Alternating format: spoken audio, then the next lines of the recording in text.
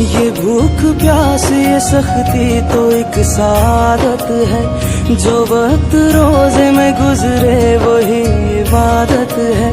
ये मोमिनों का चलन जाहिदों की आदत है, नवीद खुल्द। আসসালামু আলাইকুম, কেমন আছো তোমরা সবাই? নতুন একটি ব্লগে তোমাদের সবাইকে স্বাগত জানাই। আর দেখতেই পাচ্ছ সকাল সকাল রেডি হয়ে গেছি, যাচ্ছি হচ্ছে মালদা।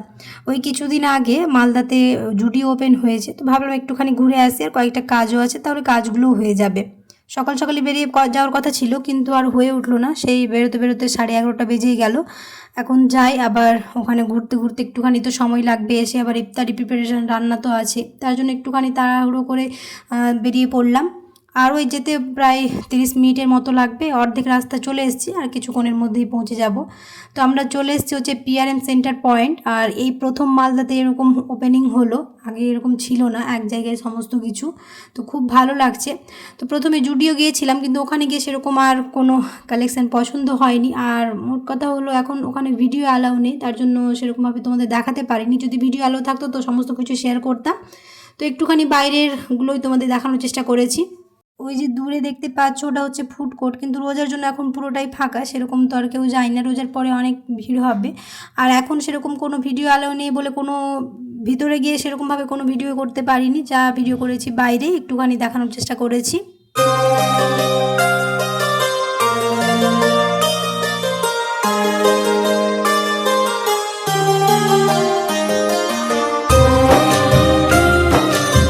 মোটামুটি করে সব কিছু ঘুরে এখন চলে এসেছি হচ্ছে নিজে স্মার্ট বাজারে। আর স্মার্ট বাজারে রান্নাঘরের অনেক এসেন্সিয়াল এসছে, তো ভাবলাম ওখানেই যাই, রান্নাঘরের জন্য কয়েকটা জিনিস কিনতে হবে, কারণ তোমরা তো জানোই আমাদের নতুন রান্নাঘর হয়ে গেছে, তো কয়েকটা টুকিটাকি জিনিসগুলো কিনতে হবে, তার জন্য স্মার্ট বাজারে চলে এসেছি। আর স্মার্ট বাজারে এসে অনেকগুলোই জিনিস কিনেছি, অন্য কোনো একটা ভিডিওতে তোমাদের শেয়ার করব কী কী কিনেছি। আর এখানে প্রচুর অফার চলছে, মানে প্রায় 50% অফ, কোনোটাতে 30% অফ এরকম চলছে।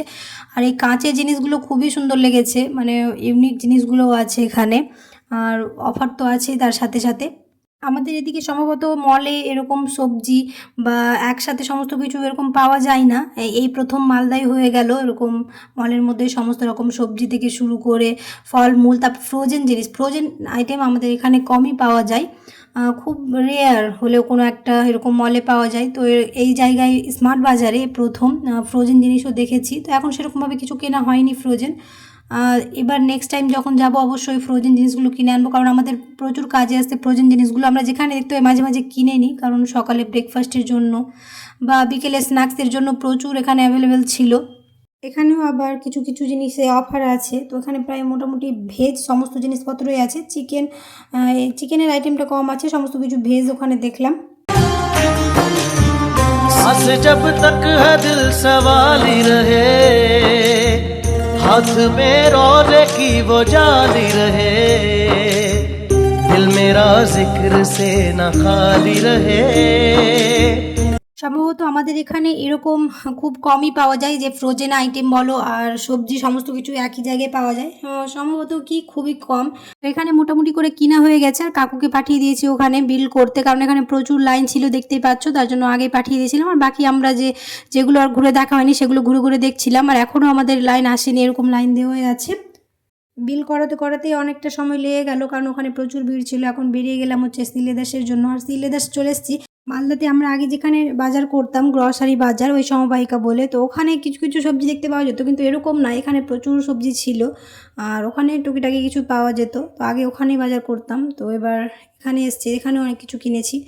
তো সিলেদাস থেকে সেরকমভাবে আর কিছু কিনিনি, তাড়াহুড়ো করে চলে এসেছিলাম, কারণ সময় খুবই কম ছিল, আর ইফতারি প্রিপারেশনের রান্না তো ছিল, তার জন্য এসে সমস্ত কিছু জোগাড় করে নিয়েছি। আর কিছুই আজ বানানো হয়নি, সমস্ত কিছু কিনে আনা হয়েছে, শুধু ফলগুলো ফ্রিজে ছিল, ফলগুলো কাটা হয়েছে, আর এখানে গ্লুকন ডির শরবত বানানো হয়েছে। এই ছিল আমার আজকের একটা ছোট্ট ব্লগ, আশা করছি তোমাদের ভালো লেগেছে। যদি ভালো লেগে থাকে তাহলে অবশ্যই একটা লাইক করে দিও, যারা এখনও আমার চ্যানেলটিকে সাবস্ক্রাইব করোনি তারা অবশ্যই সাবস্ক্রাইব করে দিও, আর যারা সাবস্ক্রাইব করে রেখেছো তাদেরকে অসংখ্য ধন্যবাদ।